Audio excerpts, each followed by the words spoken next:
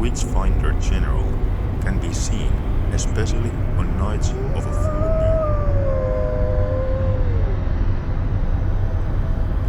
The ghostly apparition is seen dressed in 17th century clothing close to Mistley docking pond and the nearby hopping bridge not far from the St. Mary's Church, Mistley. Other reports claim that the ghost of his first victim, the elderly and crippled Elizabeth Clark, appears on the shores of Seafield Bay. Elizabeth was dragged out of the Red Lion public house in Manningtree by Matthew Hopkins, as he loudly accused her of being a witch, following a previous accusation by the local tailor John Rivet. Elizabeth was convicted and sentenced to death by hanging.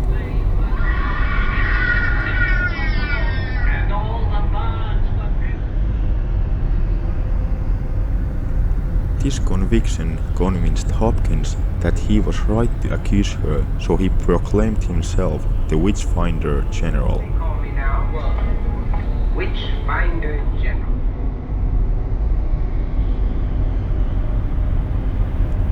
Matthew Hopkins was born in Great Wenham, Suffolk, possibly in 1620. He was the son of a Puritan clergyman who was the vicar of St. John's of Great Wenham, and very little is known of his early life. In the early 1640s, he moved to Manningtree, Essex, and purchased a town inn in Mistley with an inheritance he had just received.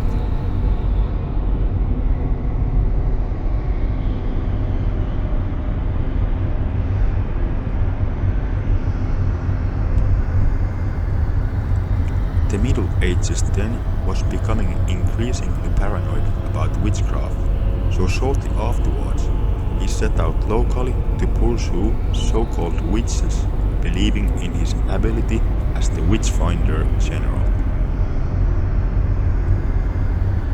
He was very aware that towns and villages were happy to pay to be rid of witches, and this money was a big motivation. We must thank you for your good work, Master Witchfinder. Thank you, Manningtree, for your aid.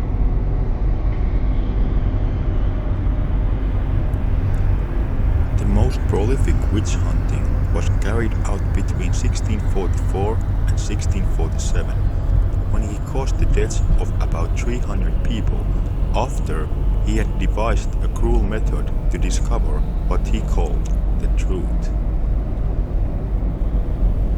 It was called swimming. They swim. The mark of Satan is upon them. This involved a suspect's limbs being tied together before being lowered into water by ropes.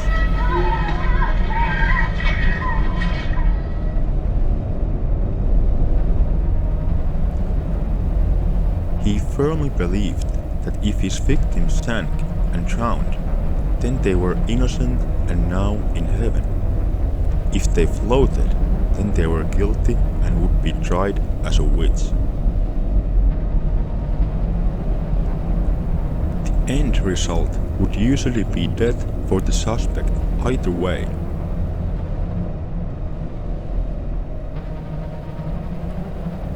By this time, he had hired an assistant called John Stern.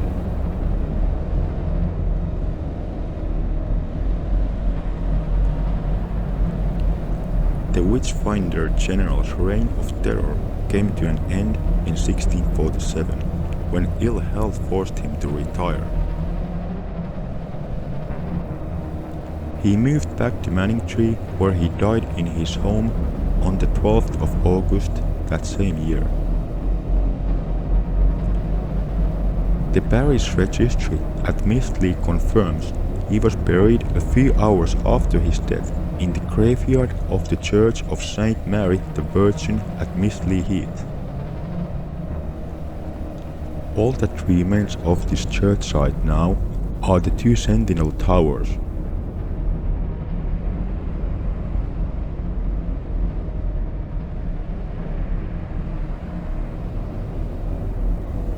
Matthew Hopkins and John Stern practiced their evil trade over much of East Anglia, and there have been many reported ghostly sightings of them and some of their unfortunate victims, particularly in and around Mistley and Manningtree.